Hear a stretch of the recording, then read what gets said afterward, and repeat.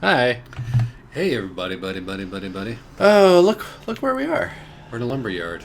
But- That doesn't look like America to me, Josh. It's Poland. You know, it actually does pretty much look like America. They- That sign says stop in American English. So I'm not entirely sure what the deal is. Could it be that Europe never presented a very convincing illusion? Oh, maybe. Oh, that's I'm lovely, still- though. Ah! I mean, it is.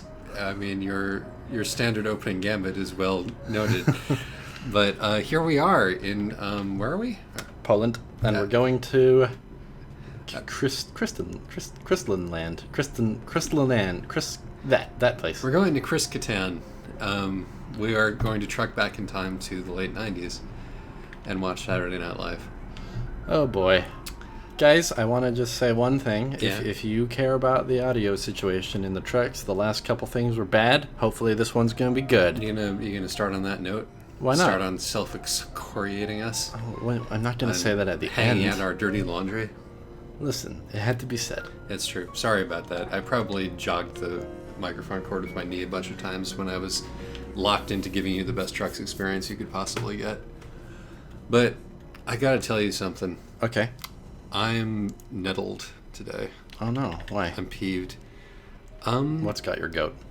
Well, Josh, I don't know if you know, but tonight airs Jesse Moynihan's very last Adventure Time episode. No! I didn't know. Yeah. What's he doing next? I don't know. Oh. I just saw it on the fucking thing that it was he's leaving. That makes me He's sad. leaving. That makes me really sad. Yeah.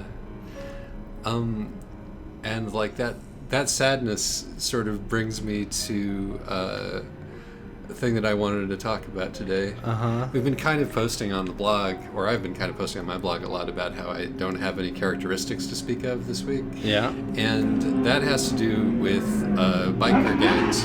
Definitely with biker gangs. Holy shit, what is going on out there? At least one motorcycle. Maybe two. Maybe there's a biker funeral at the funeral parlor across the street. That occasionally happens.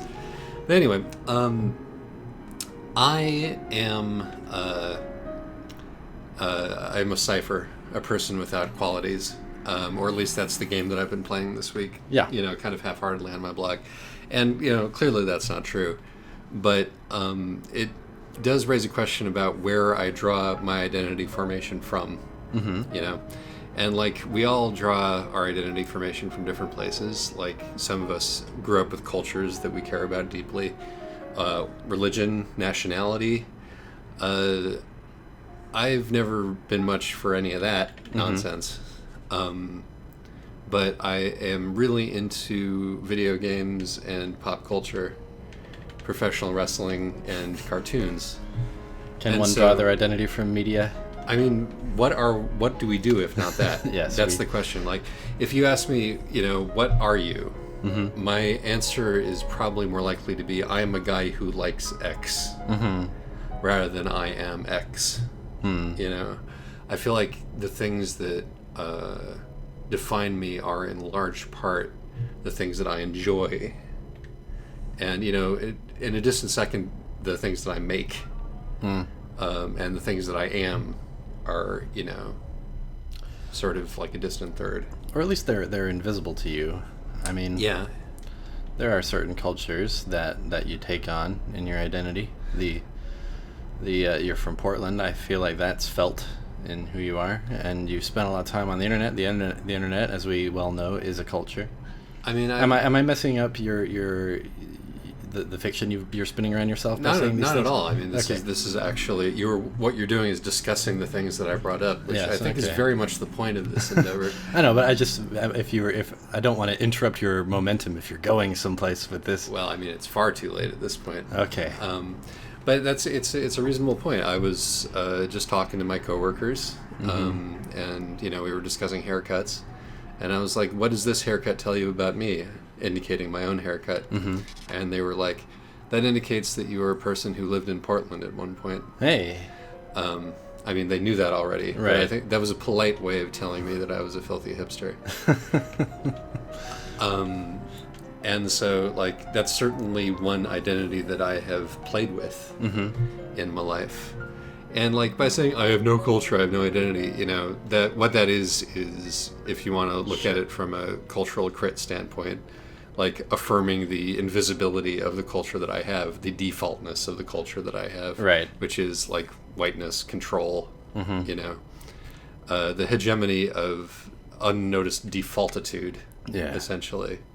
But having said that, it doesn't make me any more conscious of it, having said that. You know, it doesn't make it any more important to me, having said that. Right. And I feel like going in a direction where my like defaultness is more important to me is just asking for trouble. And in addition, is not something that I'm really capable of doing. Yes. You know.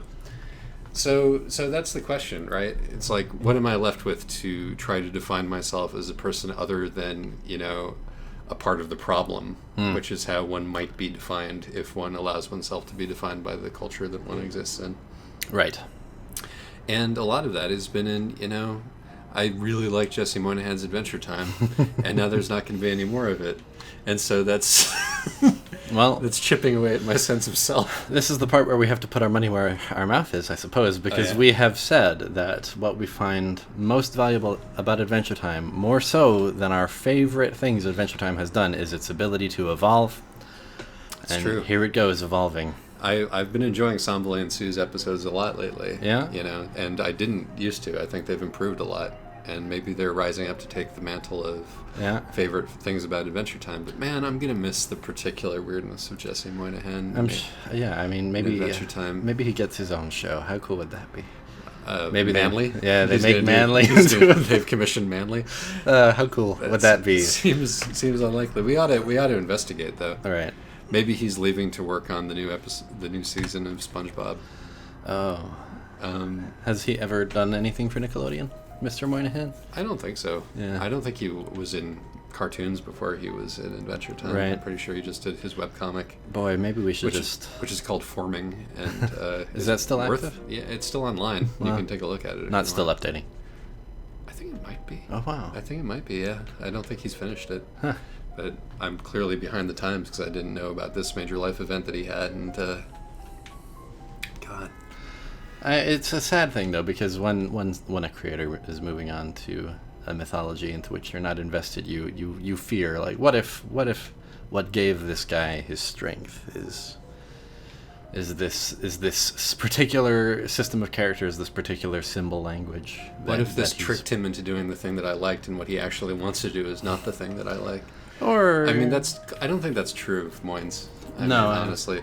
But then again, like the comic is such an unfiltered shot of, you know, Moynihanitude that it is considerably more difficult to enjoy than the relatively constrained environment of Adventure Time. Yeah. What What are we gonna do? I'm sure he'll find another place to root, place to rock, place to build his nest. What are we going to do? Lay weird eggs. I don't know, man. I still haven't Oh, even. God, they were giving Bray Wyatt a push, and then he got injured. It's like life is full of these, you know, sudden disappointments. Someone in my chat gang is excited that they're doing a match between John Cena and Shinsuke Nakamura. Yeah. Yeah. Are you excited about that? Um, Does it act as a salve at all for Jesse Moynihan's departure? I think it's I mean, no, because it's a sign that they are taking Nakamura seriously and that they're going to try to give him the big push that he deserves. But it is a problem still if they don't know how to do it. And indications thus far are that they don't really know how to do it because Right. they don't know what to do with like a Japanese superhero, essentially. And he's got to be a mega face, I feel. So Well, let me ask this question about Adventure Time. okay, Let me preface it by talking about Dark Souls. fair enough. Everybody in the Dark Souls community right now is experiencing the end of Dark Souls, right? And surprisingly, there's a lot of celebration about that. Like, everyone a lot of people really liked Dark Souls 3, but we can all kind of say to each other, yeah, you know what? This thing has kind of completed its run, you know? I can't really see anywhere else for this thing to go. And the more of it there is, the worse it's going to get. Right. Could the same be said, do you think, about Jesse Moynihan's run on Adventure Time? Because the guy pretty much got to effectively run the show for a season. Yeah. And it was a great season. And it came to one hell of a conclusion, which definitely felt like it was peak Moynihan in a lot of ways. You know, the guy literally... how would you even explain what happened there? Like, the dude had a conversation with the Godhead and decided that he wanted to stay right where he was instead of ascending to the next plane, right? Like, yeah. Once you go there in the Moynihan world, it's hard to know where else you can go. Yeah. And, you know, we're still talking about it. I've been talking to some dude about my reading of The Mountain on Tumblr, which is been quietly gratifying. Yeah, no, I don't know if there's more to do. Like, the most recent Moynihan episode suggests that he's kind of done. Uh-huh. You know, I haven't seen it yet, I don't think. Seemed to be, you know, like, slowly abdicating his position in favor of this dude that he's working with, who thinks that having a character named Science Cat is clever in 2016. Oh, no. Yeah, I don't want the show to turn bad. I mean, it's not going to turn bad. It's going to have its better and worse episodes the way that it always does. Yeah. But, you know, Penn Ward has moved on. I feel like it's possible that they are nearing the final squeezes of juice from this scenario. But, you know, there's always way more gay ship teasing to do. Yeah, of course. You know, so... And, of course, Steven Universe is returning. Yeah, great. We can all talk about fusion. We're fine. We have another Steven couple of Universe. It's all okay. So this is like, you know... So this is another thing about Community, right? Another thing about Community. We haven't introduced Community to this episode yet, I don't think. Oh, yes, I have. I talked about the Dark Souls community. Yeah. Okay, go ahead. You know, and we're talking about, like, the moods of Community and also how, like, the connection between the foundation of one's own identity and these communities, particularly when one feels, like, a bit tepid and pallid on one's own merits. Yeah, cool. Nicely summed up. Thank you very much. I'm paying attention this time. Because I had coffee earlier. Me too. Yeah. This is Coffee Trucks. This is Coffee Trucks because I'm operating on nothing otherwise. This is entirely alkaloids. I ate a peanut butter sandwich. Yeah. But you were saying? I was saying that the thing that it's a strange thing to be in a community like this, because the tenor and the mood of the community can change in such arbitrary and swift ways based on the intervention of people who are not actually part of the community. And here you're speaking about the Adventure Time community? I'm speaking, well, there isn't really one anymore that I'm aware of, but, like, I'm speaking of adults who care about cartoons? Yeah, my particular Tumblr community, which has been, like, you know, which was Homestuck and is now pretty much Steven Universe, you know, when Steven Universe happens. And just, like, the content will come down, and then, like, whether it's a harrowing shit show or, like, a celebration or, you know, a scream of bafflement, you know, depends entirely upon how good some people are at writing a cartoon. Yes. Which is just kind of amazing because, you know, no matter how seriously you take it, your mood is colored by, like, you know, what your social environment is doing. And, like, quite a bit of my social environment is on the tumbles at the moment. Yeah. At the moment.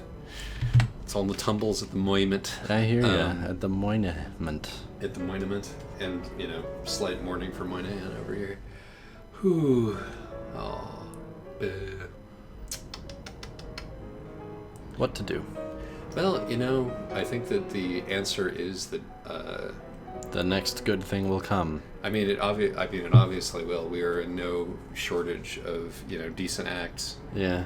And the other solution, which I've adhered to, is to follow things that, even when terrible, are great, like wrestling.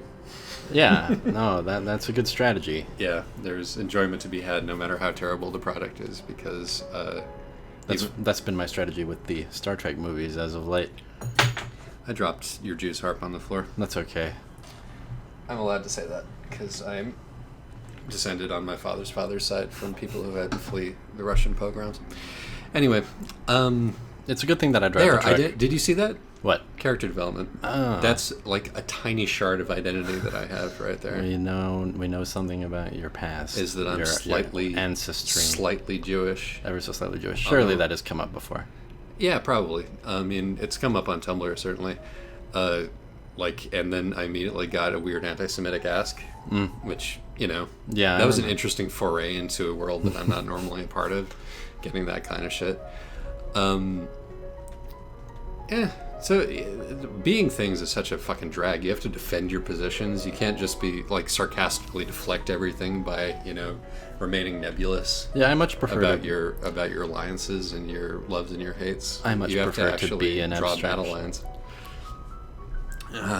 Maybe that's what this is in the end, is a defense of being an abstraction. But as an abstraction, you get blown around by such inconsequential things. I find that I don't. Don't you? Oh, well, I mean, you don't get blown around much. Right. You're not a man who is... Easy to blow. He. So massive is the endowment of Josh Trevitt that it is difficult to get your laughing gear around that wedding tackle. That was the joke. Whenever I make a joke like that, you emphasize it so strongly by pausing for a good 5 seconds afterwards. It's never like, that's not the billing I want those jokes to get. I'm sorry. I should book those jokes differently. Are you telling me that I'm burying your jokes? Would that be the term? It seems like burying is the opposite of what you're doing, but maybe the wrestling terms are just confusing and strange. If you think that I'm preventing your jokes from getting heat by the way that I'm reacting to them on commentary, then I am definitely burying your jokes. I don't think the wrestling analogy applies, unfortunately. What a shame. What am I doing to your jokes? Well, this is a joke that needs to be Mildly chuckled over, and then it needs to be breezed over quickly. It needs to cause a double take as we continue along, It right? shouldn't be subject to analysis. Which isn't something. This is an audio program. I'm limited by my medium. I understand.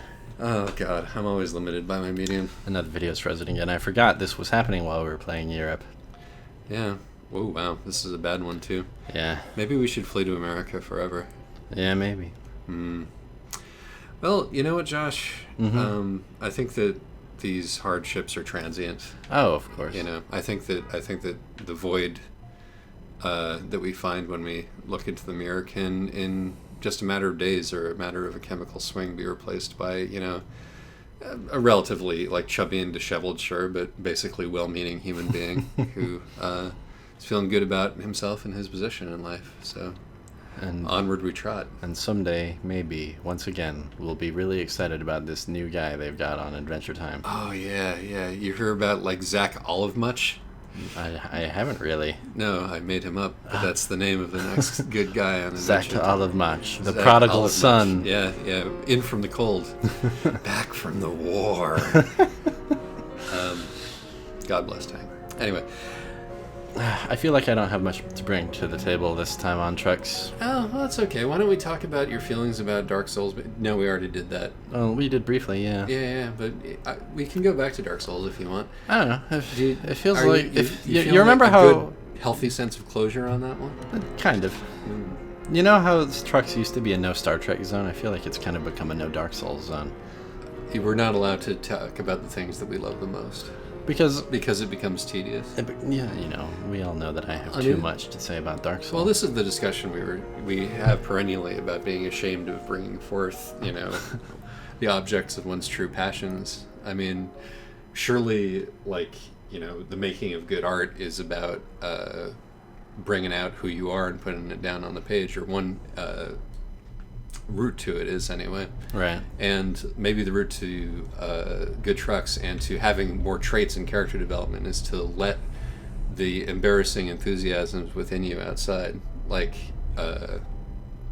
feel like your quotidian space labor / porn idea, and of course the fanfic that you're writing. Yes, this I should add this actually. When I was trying to come up with the fiction ideas on that other episode, I made a huge mistake by failing to mention that I've been kicking around a Star Trek Dark Souls crossover fanfiction, which... Wow, which really brings together the two things which should not be named in a really convincing way, now that I think about it.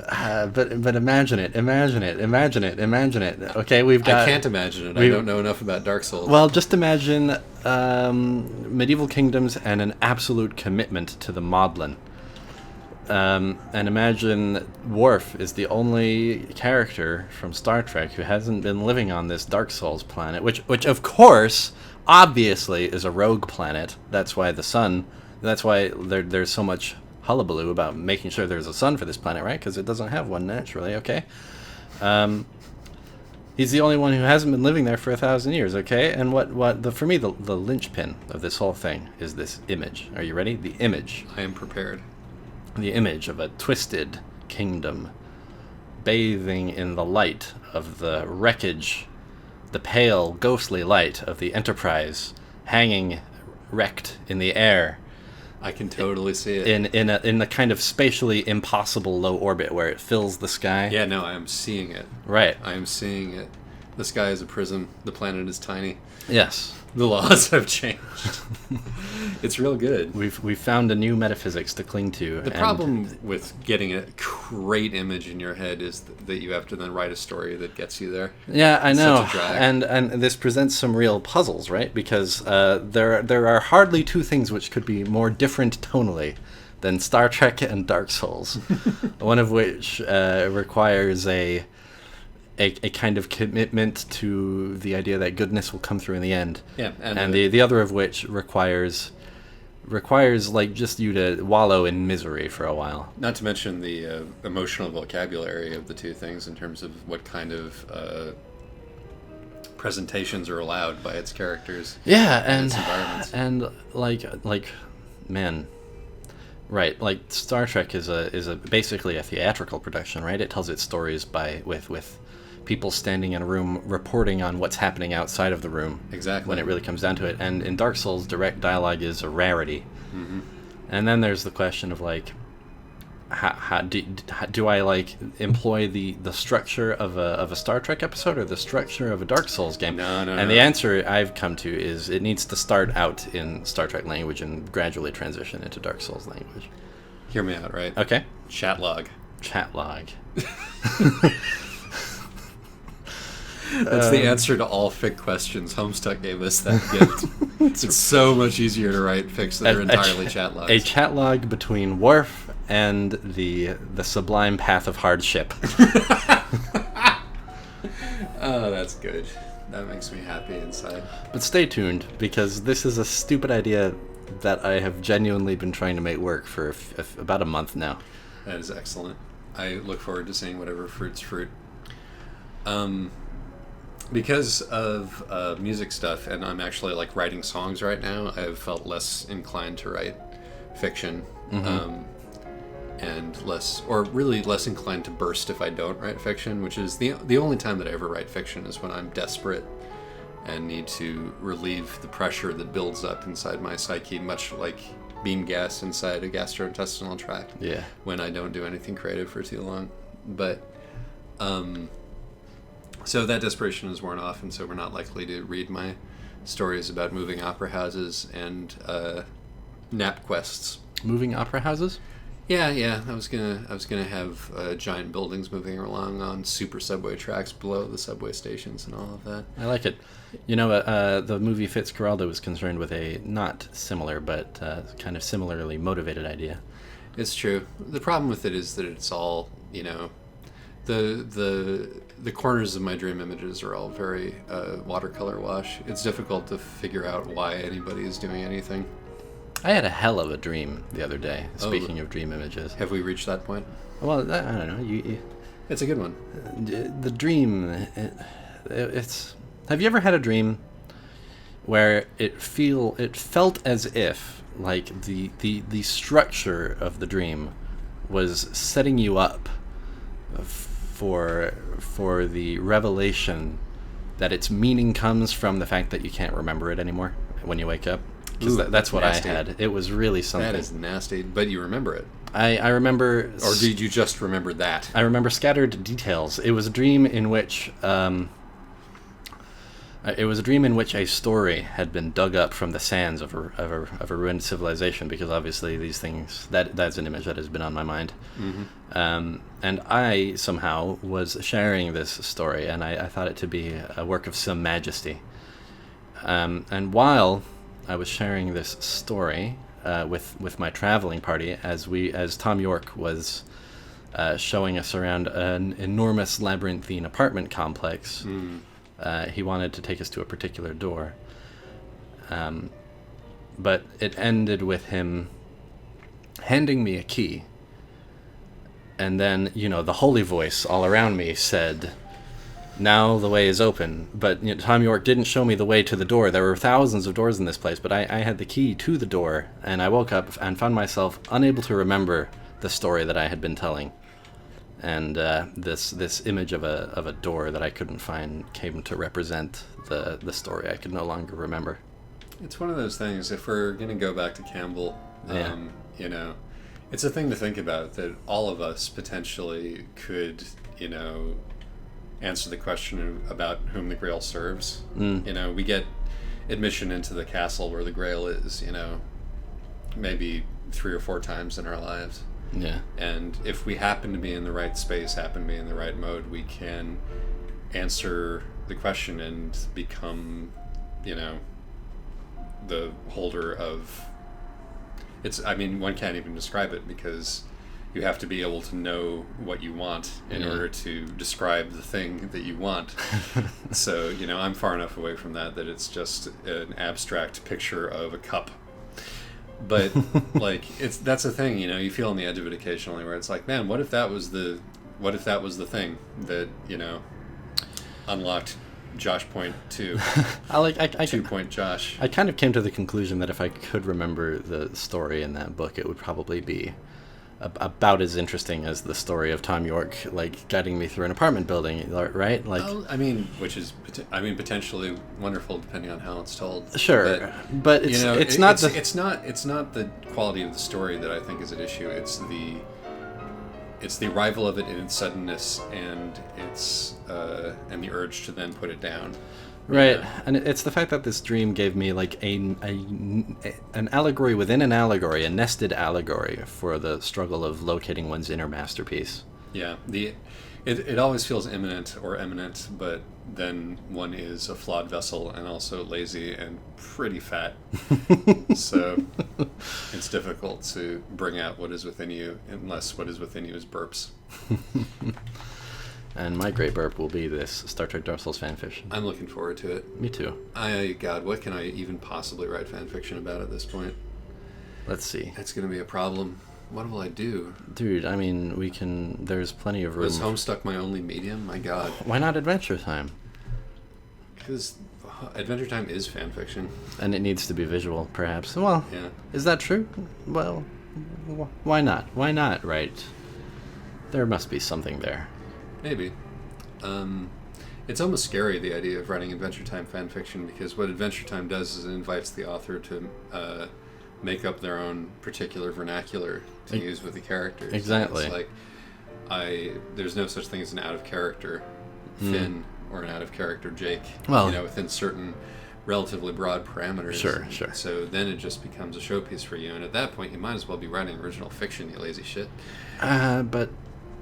all these things, they become about themselves after a while. I could write a thing about just some random spaceman exploring some random medieval kingdom, but then I would lose out on the power of the icons, right? Absolutely. No, it's like you're a Loa, you're doing voodoo. Yeah. And you're making those symbols work for you. This is what fanfiction is writing about. Writing things larger than yourself. It's about manipulating your totems, You're absolutely right. You are absolutely correct. I don't know if I've told the story on Trucks before. The Star Trek game that my brother and my dad used to play together. I don't think so. My dad and my brother would take a board game from a very long time ago. I don't even remember the name of it. It might have been Twix. Twix. And they would construct a little enterprise. deck I made a mistake with my gears. out of the board game, and then we had a few Star Trek action figures, notably a Picard and a Worf, and they would play a little game, and the game always went like this. The Enterprise would be tooling along, be like normal, like, show opening, captain's log kind of stuff. Sure. And then there would come a knock on the door, and the Enterprise bridge had a door that led out into space in this game. And so there would be a knock on the door, and Picard would always go, "Mr. Worf, please answer the door." Excellent. And Mr. Worf would go answer the door, and something terrible would happen. He would be, carried off by marauding space creatures, or there would be a horrible fight, or, he would have to repel them single-handedly. And then he would, drag himself back into the Enterprise. And this is when the real game would begin, because then there would come a knock on the door. But I don't need this, I need the other thing. Then there would come a knock on the door, and Picard would say, "Worf, please answer the door." And Worf would say, "But Captain, I don't want to answer the door." And Picard would say, "Mr. Worf, please answer the door." Oh man, it's a scene from Worf's nightmares. And then Mr. Worf would go and answer the door, and something terrible would happen to him. And this would go on and on. A completely distinct, terrible thing completely distinct, with no new, continuity. Yeah, no, whenever that door was knocked upon, it was terrible news. And this would go on for a long time. Was the name of this game Mr. Worf, Please Answer the Door? Yes, I believe it was. That's brilliant. That's really quite brilliant. Yeah. I mean, I've always... the soul and spirit of the game was how unwilling Worf became to open the door eventually, and how he would still anyway always eventually open the door. Was this largely was this like a collaboration between the kids Hoffer and the Hoffer father, or? I believe that Eben basically made this up. My brother is a kind of a peculiar genius. Man, oh man, and I've always said that the ideal future season had The Next Generation carried on indefinitely is as a kind of Monty Python comedy. Yeah, I think you're absolutely right. I think that the people who wrote the show would have been up for that if it had been allowed. No, they were able to do it occasionally, like that episode where Data was having dreams, and Riker was a mint cake. No, he was a cellular peptide cake, something like that, with mint frosting. Yes, Worf would intone with mint frosting. Yeah, and the cake was saying, "Will someone answer the phone?" Which is actually very, very close. Yeah, and the phone was inside him all the time. Yeah. Yeah. It's a cellular peptide cake with mint frosting. That's what it is. Boy, love Star Trek. Those things are so central to my experience that I don't even think about them. I don't think of myself as a Star Trek fan, just having watched every episode of Next Generation and Deep Space Nine, and most of Voyager, just because it was such a default. No, yeah, that show is a powerful piece of culture. Right, in terms of like unlocking, bits of who you are, that is something. And if I were to point to one figure who I might point to determine my morality, Captain Picard is it, What would Captain Picard do? It's a valuable question. He would play the flute. Well, yes, but he would drink some tea. He would make a speech. He would. That's basically what he would do. He might punch a motherfucker also. In 1 or 2 episodes, he might go ahead and say, "Yeah, I guess I do have to relocate the Native Americans." But, sometimes there's just bad writers. Oh, that's the problem with putting your faith in... Well, that's the thing. No culture is perfect. You have to be able to interpret the scripture. Never going to if you find yourself with a text that seems infallible to you, you have fucked up in some way. I tell you what. You got... that's... in terms of a cultural heritage, actually, that's one of the great advantages of Judaism, because we've been nitpicking the Torah for, uncounted millennia at this point. I read a really good Borges story that I had never read before, in which he described a Bible scholar who came to the heretical conclusion that God had incarnated himself not in Jesus but in Judas. Ooh. It was pretty good stuff. Bible fan fiction. Yeah. It's a good and time-honored way to spend your time. Yeah. My one piece of fanfic on Archive of Our Own that is not Undertale or Homestuck related is Jesus. You remember that one? I don't. It's a bit It's just a little joke about eroticizing Jesus' hand wounds. And that was the point where the majority by weight of the stories that I had written on Archive of Our Own were about erotic wounds. Despite the fact that that is not an interest of mine personally. It's just a thing. Maybe it's buried somewhere in your unconscious. Clearly. I just, in both cases, I thought it was a funny joke. Oh, boy. I mean, that's the thing, right? Mm-hmm. You can't worry too much about what terrible things you're revealing about yourself when you write.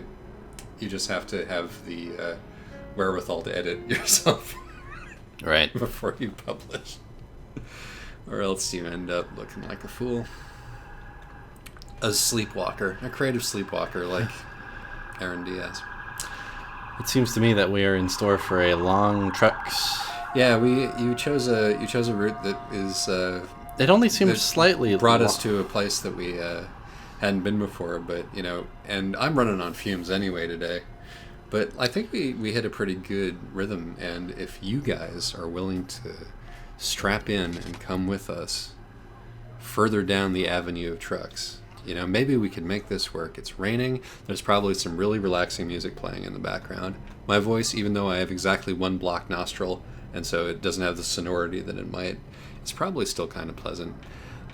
We could do some ASMR stuff. I could gradually get closer to the microphone and start making mouth noises and sort of whispering, and and you can probably hear me creaking in the. I'm gonna stop now. Chew some gum into the microphone. I don't think I'm going to do that. I don't want to make assumptions about the kinks of our listenership. That's a really bad idea if you assume that somebody has a kink just sort of based on your instincts. It's just leads to tragedy. But why the 5-second pause to that? I don't know. And it was hard to find a response. Yeah.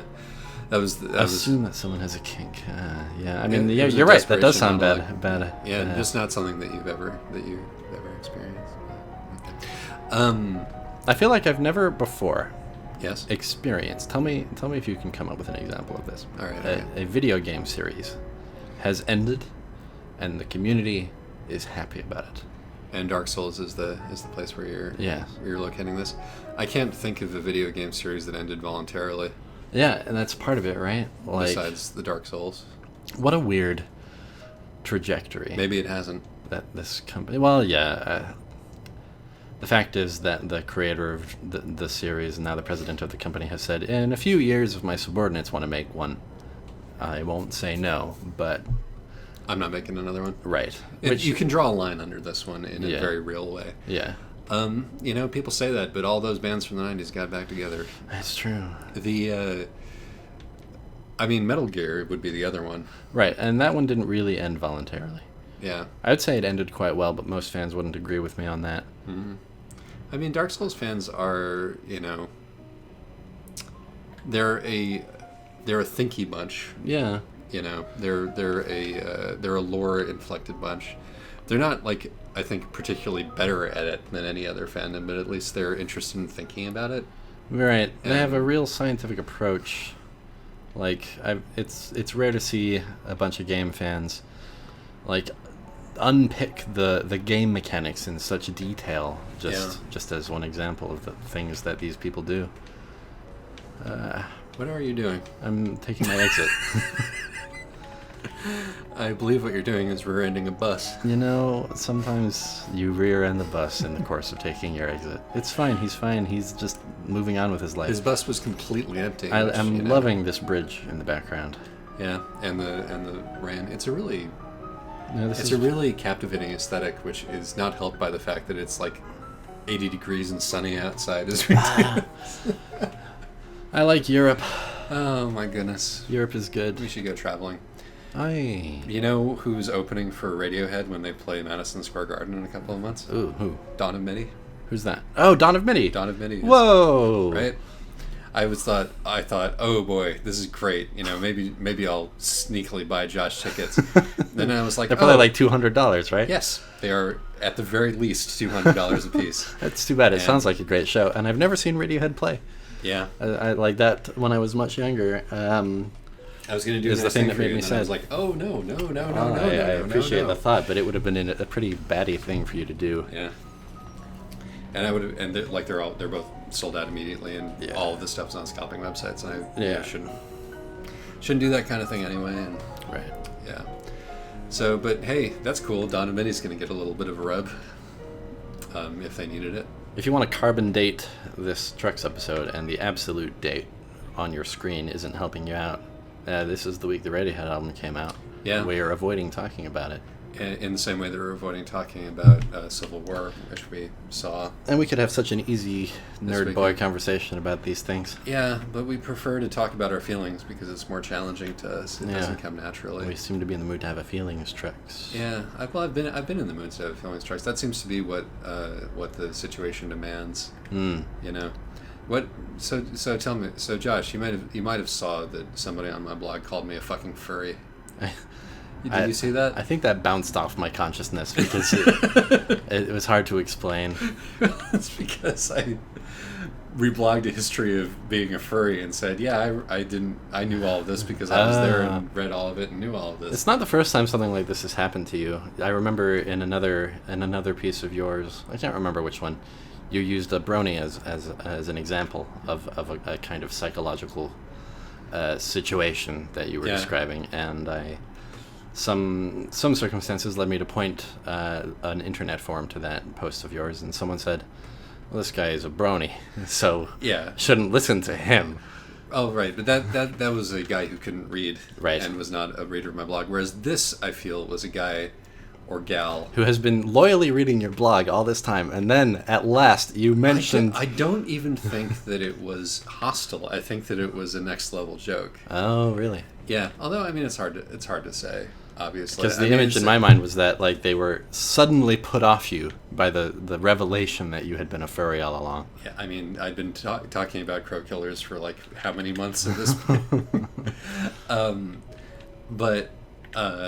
And it was also in response to me saying like, you know, hey, like I know all of this. I feel, you know, I'm up on all of this furry nonsense, but I'm not a furry Right. because I don't think of myself as a furry. Mm-hmm. So like part one of this question is, what is like, you know, is this guy trying to help me find my truer self by calling me a fucking furry? And in his antipathy driving me toward realization about myself, or in a way, and a characteristic, by the way, a way to fill in the gaps. Should I start calling myself a furry just so that that's a thing that you can list about me that people can relate to when we do this, you know, Trucks cast that we do? Right. Or was the slight pang of like memories of being bullied that I got from achieving that ask, does that mean that my disinclination to call myself a furry is actually rooted in the old primordial nerd fear of aligning yourself with the people with the lowest status? Even though, as that guy was at pains to point out, furries are barely low status anymore, and folks who complain about them seem like they're out of touch rather than, you know, swingers of cudgels from the mainstream. Depending on where you are, of course. Furry is a murky thing, right? Because surely there are those who idly enjoy imagining themselves to have an affinity with a certain species of animal who neither wish to associate with the furry community or the otherkin community. As you do, in fact. Why did you bring otherkin into this? Well, because it would have been incorrect for me to say that what the descriptor I just used only applied to furries. I have to be concrete in my language when referring to internet subcultures. You know, yeah, okay. The subject of this Trucks is Isaac a furry? Is Isaac a furry? You do have a thing for birds. The evidence is clear. Birds don't have fur. But there's a picture of you that you have at times that you continue to use as your avatar for one of your Tumblrs of you dressed up as a bird. I'm wearing a hat over my head. Yes, it causes you to resemble a bird. That's true. I've got a beak in that picture. And that hat has or fur. A bill, because that's why they call it a bill, because it looks like a bird of a bill. Oh, yeah. I didn't know that. Yeah, there you go. I didn't know that they called them bills even. Yeah. See, okay, so this I is more might have evidence. made that up. You're incriminating yourself. I'm incriminating myself with every word I say. But Josh, I don't have a fursona. Do you need a fursona to be a furry? Do you need to have gone to a furry convention to be a furry? Has nobody ever drawn you as a bird? I mean, that would be on them, A, and B, I don't think so. And I think that part of the reason for that is that anybody who has seen me in person would have a hard time thinking of me as a bird, I feel. Hey, Taylor, if you're listening to this, what would you draw me as? I'm imagining like kind of a cockatiel. Like... I do have a magnificent crest. Right. And I don't know, like... Just like the perfectly spherical head, something about that. Because you do also have a thing for orbs. That's character development. A thing for orbs. I didn't know I had a thing for orbs, but now I do, and that is going to be part of how I define myself. Can you not? Can I have a fursona? Can you deny it? Can I have a fursona except for a shape, for a geometrical solid? Can I be a spherekin? A spherekin. Yeah. An orb man. Yeah. Can I be orb inclined, orb oriented?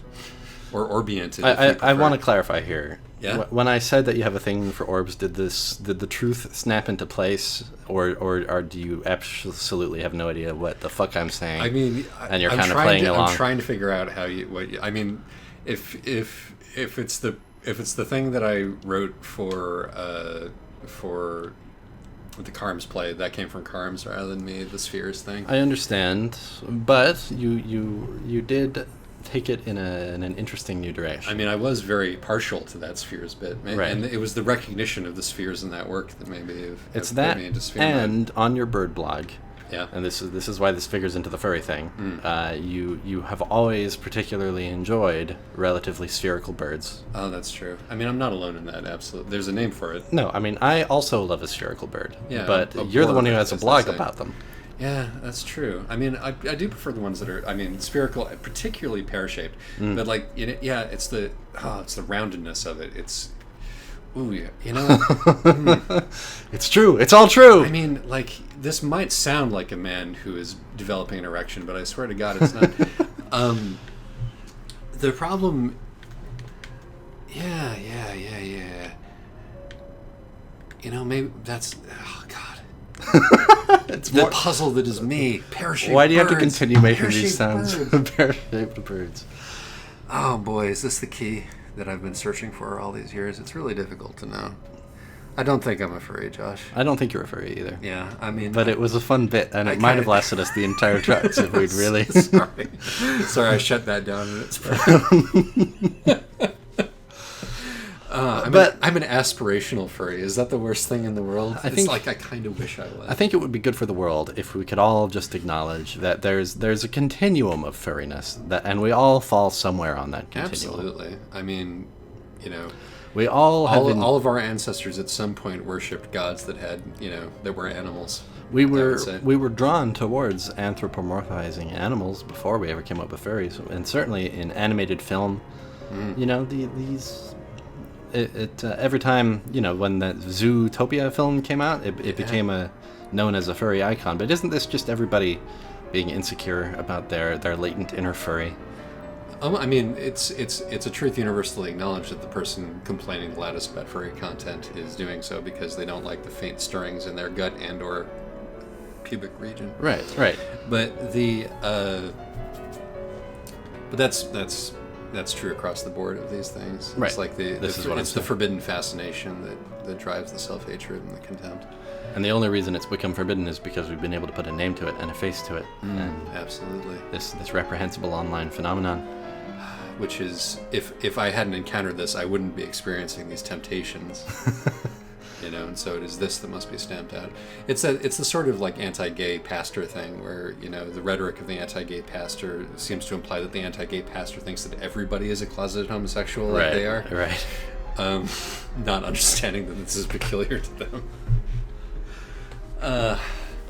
We must all contend with these urges. No, we don't, actually.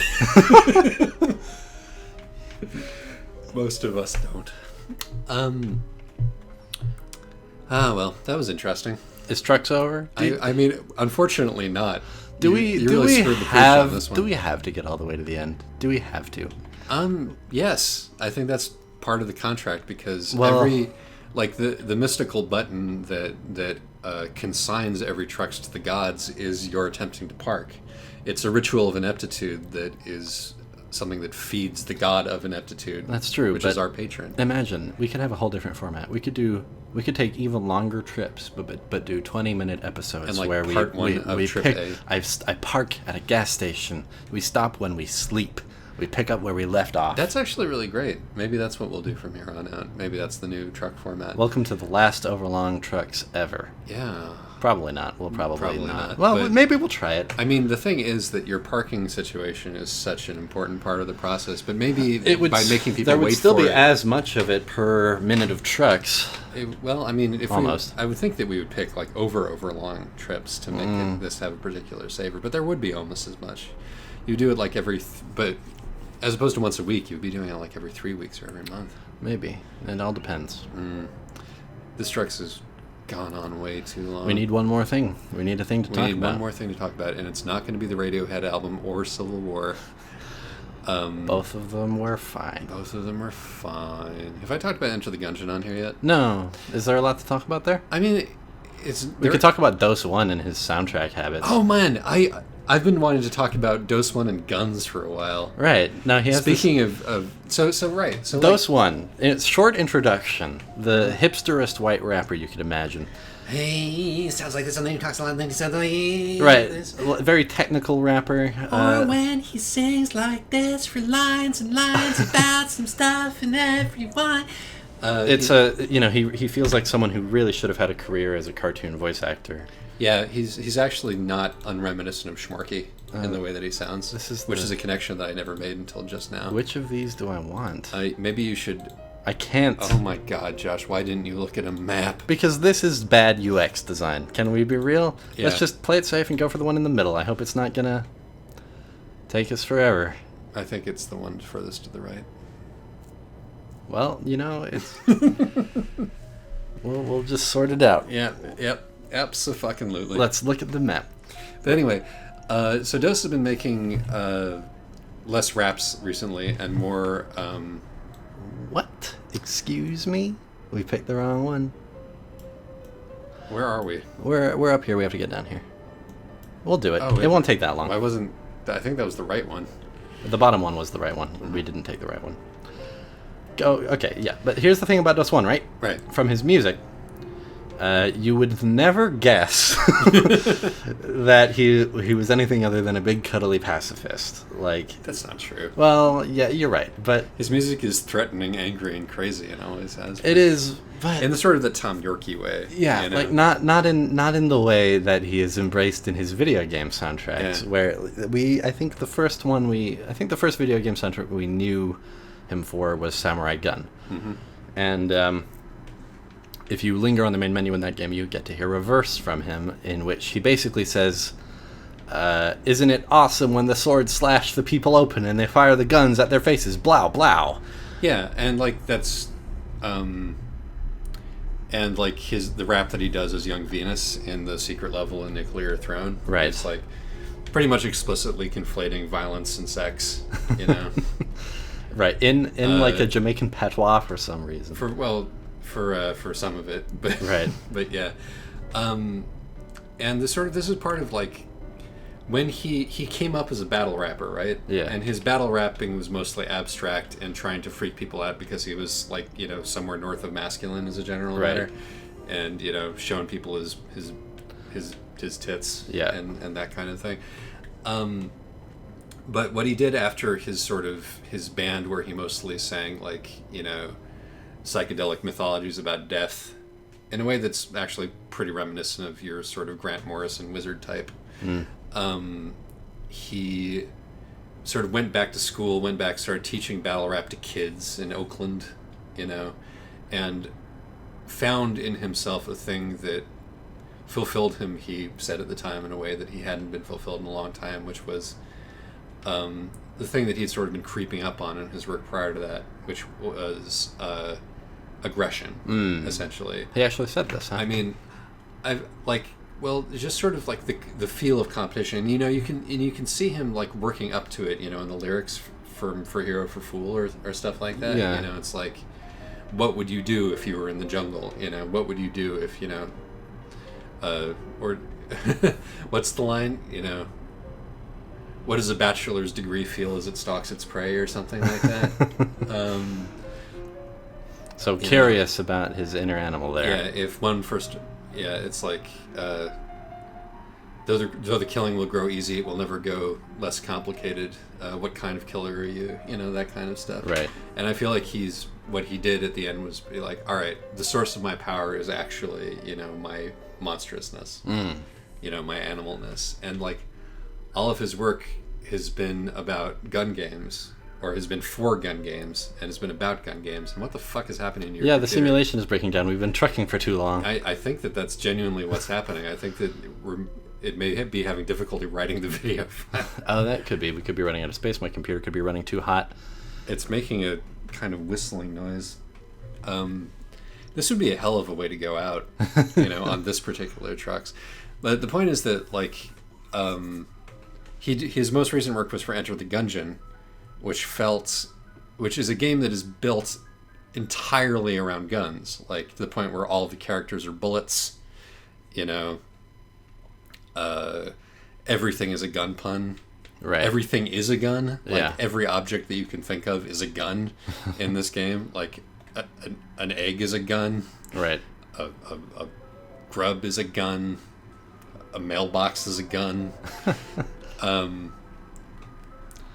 And the game is so, like, you know, joyously centered around the gun that it's clearly about the video game gun, right? Not about the gun. Like, there are real guns and ludicrously fake guns in this game, Right. But the thing that they have in common is that they all behave like video game guns, and their bullets float slowly across the, you know, or if they're sniper rifles, or if they're sniper rifles, they leave perfect contrails so that you can, you know, see what the laser beam shot that you did was, Right.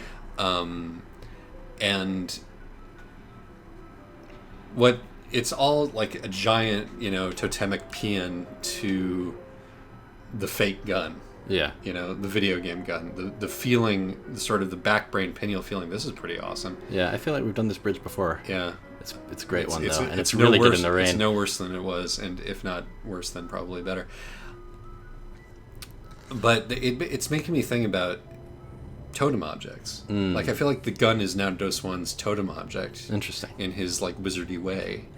You know, and that it's completely divorced from... Oh, the video file is absolutely gone. Excuse us, guys. Oh. Let's just sync here. Job market, world map, radio, email, save and load, options, about, quit. That'll be great. And now we're actually back. We're back here. This is where we are. Hi. Hi, guys. What a distinctly Euro Talk Simulator experience. Professional trucks, ladies and gentlemen. This is who we are. We ran out of hard drive space. We're in the middle of a tunnel. We've lost all our momentum, both literally and figuratively. The customer... But fuck that. Because what I was saying is that Dose One has turned the gun into a totem for him. And this is a man who used to say, you know, shove the gun up your ass, shove the gun up your ass, shove the gun up your ass, you're as good as dead. And that was...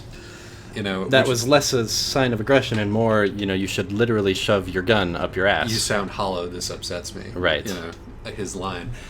But through his journey to his own navel, you know, which involved, like, unironically singing the shellac song about wanting to kill your ex-girlfriend because he got broken up with. And also, a journey through video games, a fact that makes me happy. Yeah. He's discovered the source of his strength is shooty shooty bang bang, because it's in some way at the heart of the medium that he has been part of for his entire life. And he is back when he was rap battling Eminem back in the day. And he is not afraid of how juvenile his verses sound when he raps about this. No, because he's like a 40-year-old man at right. this point. And this is something we always appreciate when an artist is not afraid of coming off as childish. And there's, like, it's totally a Momus thing too, you know, if we want to bring this into it. It's like Momus has never ever ever had a problem with acknowledging the source of his power, you know. It's like he's willing to ride on whatever Loa, you know, comes out for him. And, you know, I've been reading this, like, I mentioned Grant Morrison briefly before, but I've been reading The Invisibles, which is basically all about Grant Morrison, diving headfirst into the ridiculous by making himself like a self-insert, wizard assassin character who's, gets to have sex with the lady and do all of the stuff. And you were telling me earlier that this character's weakness is that he tends to imagine himself as a grandiose character. No. That's not his weakness. That is his psychic defense technique. When enemies are trying to probe his mind, he imagines an even more ludicrously overpowered self-insert for himself. And routes their psychic attention into that story. Oh my. That's kind of brilliant. That's also kind of really dumb. And you're reading this, right? And you're like, okay, this is like, 90s balls out excess, and I'm kind of glad that this is out of style. But you're also like, this is a man who is being extremely honest, Yeah. bringing out the ridiculous child inside him, the ridiculous Scottish wizard child inside of him, much like Dos One learned to do. And I talked about this a little bit on our last Hyperlight Drifter episode, which you guys said some pretty nice things about, which thank you for doing that. But we talked about this a little bit. It's about finding that voice which has the particular mojo that keeps things going for you, so that you're not continually bedeviled and beset by diminishing returns. Right. And god damn it, if that's being a furry, whoa, then a furry is what I should become. It came all the way back around. Yeah, I thought that was pretty neat, actually, particularly since we're almost done at this point, and the only thing left is for you to park here in Scandinavia. Good work, everybody. Here. Yeah, this has been an arduous trux, I think, in a number of different ways, but I think ultimately a successful one. Believe it or not, it's the best of 3 attempts at this episode. Yeah, no, we ran into the thing where we've been doing this for like maybe a month now, a month and a half, and it's starting to take its toll on our psyches. But it's also that I had a show this week, and that pretty much burned me out. Right. And so this is like my smoldering embers that you're contending with here. It's a good show, though. We played well. Let's oh no, I need a word and I've lost it. You just missed your exit. Let's ask the audience for some comments here. We mentioned earlier in this last time we solicited. That's the word I'm looking for. Agronord. I was hoping I could knock that sign over. No, every object in this universe is completely permanent. There are no physics except for stop signs and cars. I can barrel through cars. All right, last time we solicited the audience for advice, we got some pretty good advice, so let me ask you for advice again. All right. Earlier in this episode, we mentioned maybe mixing up the trucks format. I'm not really taking that idea too seriously, but what do you think? Should I take it seriously? Yeah, would you like shorter truxes that are definitely shorter than this one? Yeah, well, we would also like trucks that are shorter than this one, but would you like it? And do tell us. And by the way, you can always ask us things to answer on the show. I got one ask for trucks this week. I'm not even trying it. It is a Tumblr user who I believe is called Waterwarp, who asked us our opinions about the webcomics Supernatural and Cucumber Quest. We've never read them. Sorry. There's your answer. Yeah, but please do continue to do that. Yeah, send us questions. And we'll have better answers for you. Send us fun questions. Send us questions you'd ask on a first date. That's the kind of questions that... Chat us the fuck up, please. We are so lonely. We're so... Because we don't have any community except for Star Trek. Star Trek. Dark Souls. Reasonable. Bye. Bye.